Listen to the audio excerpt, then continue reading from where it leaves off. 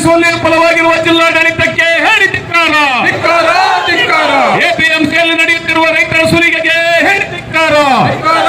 ಚಿಕ್ಕಬಳ್ಳಾಪುರ ವಿವಿಧ ಬೇಡಿಕೆಗಳಿಗೆ ಆಗ್ರಹಿಸಿ ರೈತ ಸಂಘಟನೆ ಪ್ರತಿಭಟನೆ. ಜಿಲ್ಲಾಧಿಕಾರಿ ಕಚೇರಿಗೆ ಮುತ್ತಿಗೆ ಹಾಕಿ ಆಕ್ರೋಶ. ಅಖಿಲ ಕರ್ನಾಟಕ ರೈತ ಸಂಘಟನೆಯಿಂದ ಪ್ರತಿಭಟನೆ. ಎಂಎಸ್ಪಿ ಅಡಿಯಲ್ಲಿ ಮೆಕ್ಕೆಜೋಳ ಹಾಗೂ ರಾಗಿ ಖರೀದಿ ತೆರೆಯುವಂತಹ ಆಗ್ರಹ. ರೈತರು ಬೆಳೆದಿರುವ ಬೆಳೆಯನ್ನ ನಿರ್ಬಂಧವಿಲ್ಲದ ಸಂಪೂರ್ಣವಾಗಿ ಸರ್ಕಾರ ಖರೀದಿಸುವಂತೆ ಒತ್ತಾಯ. ಮೆಕ್ಕೆಜೋಳಕ್ಕೆ ಎಂಎಸ್ಪಿ ದರವನ್ನು 3,500 ರುಗೆ ಏರಿಕೆ ಮಾಡುವಂತೆ ಆಗ್ರಹ. ಎಂಎಸ್ಪಿ ಮಾರುಕಟ್ಟೆಯಲ್ಲಿ ದಲ್ಲಾಳಿಗಳಿಗೆ ಕಡಿವಾಣ ಹಾಕುವಂತೆ ಒತ್ತಾಯ. ಶಿಡ್ಲಘಟ್ಟ ಸರ್ಕಲ್ನಿಂದ ಜಿಲ್ಲಾಧಿಕಾರಿ ಕಚೇರಿವರೆಗೂ ಪಾದಯಾತ್ರೆ ನಡೆಸಿ ಆಕ್ರೋಶ. ವರದಿ ನವೀನ್ ಕಿರಣ್. ಕೇಂದ್ರಗಳನ್ನು ತೆರೆಯಲೇಬೇಕು. ಸರ್ಕಾರದ ಆದೇಶಕ್ಕೆ ಮುಂದಾಗಿ ಎಲ್ಲಿಯ ತನಕ ಹೋರಾಟ, ಎಲ್ಲಿಯ ತನಕ ಹೋರಾಟ. ಕಟ್ಟುತ್ತೇವೆ ರೈತ ಭಾರತ ಕಟ್ಟುತ್ತೇವೆ, ಐಕ್ಯ ಭಾರತ ಕಟ್ಟುತ್ತೇವೆ, ಕೋಮುವಾದವ ಮೆಟ್ಟುತ್ತೇವೆ, ಇನ್ಕ್ವಿಲಾಬ್ ಜಿಂದಾಬಾದ್.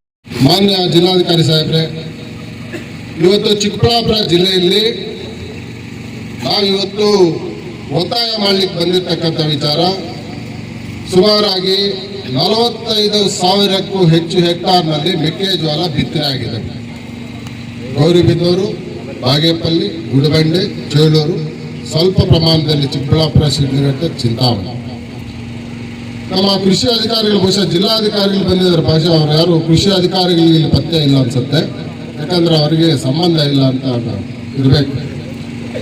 45,000 ಹೆಕ್ಟಾರ್ನಲ್ಲಿ ಸರಾಸರಿ ನಮ್ಮ ರೈತರು ನೀರಾವರಿಯಲ್ಲಿ ಆದರೆ 40 ಕ್ವಿಂಟಾಲ್ ಬೆಳೆ ತೆಗಿತಾರೆ. ಕೃಷಿ ಆದರೆ 25ರಿಂದ 25 ಕ್ವಿಂಟಾಲ್ ಬೆಳೀತಾರೆ ಸರ್. 45,000 ಹೆಕ್ಟಾರ್ಗೆ ಸರಾಸರಿ 20 ಕ್ವಿಂಟಾಲ್ ಇಟ್ಕೊಂಡ್ರು ಕೂಡ ಸರಿಸುಮಾರು 1 ಲಕ್ಷ ಟನ್ ಇವತ್ತು ನಮ್ಮ ಜಿಲ್ಲೆಯಲ್ಲಿ ಮೆಕ್ಕೆಜೋಳ ಖರೀದಿ ಮಾಡಿದ್ದಾರೆ ಸರ್, ಬೆಳೆದಿದ್ದಾರೆ. ನಮ್ಮ ಸರ್ಕಾರ, ಮಾನ್ಯ ಸಿದ್ದರಾಮಯ್ಯರ ನೇತೃತ್ವದಲ್ಲಿರ್ತಕ್ಕಂಥ ಸರ್ಕಾರ ಎಂಎಸ್ಪಿ ಬೆಂಬಲ ಬೆಲೆ ಘೋಷಣೆ ಮಾಡ್ತು ಸರ್, ಧನ್ಯವಾದಗಳು ಅವರಿಗೆ. ಆದರೆ ನಮ್ಮ ಜಿಲ್ಲೆಯಲ್ಲಿ ಎಂಎಸ್ಪಿಯಲ್ಲಿ ಇದುವರೆಗೂ ನಮ್ಮ ಜಿಲ್ಲೆಯಲ್ಲಿ ಎಷ್ಟು ಖರೀದಿ ಮಾಡಿದ್ದಾರೆ ಅಂತ ತಮ್ಮ ಅಧಿಕಾರಿಗಳು ಯಾರಾದ್ರೆ ಹೇಳ್ಬೇಕು ಸರ್. ಚಿಕ್ಕಬಳ್ಳಾಪುರ ಜಿಲ್ಲೆಯಲ್ಲಿ 1 ಲಕ್ಷಕ್ಕಂತೂ ಹೆಚ್ಚು ಕ್ವಿಂಟಾಲ್ ಇವತ್ತು ನಮ್ಮ ಜಿಲ್ಲೆಯಲ್ಲಿ ರೈತರು ಮೆಕ್ಕೆಜೋಳ ಬೆಳೆದಿದ್ದಾರೆ.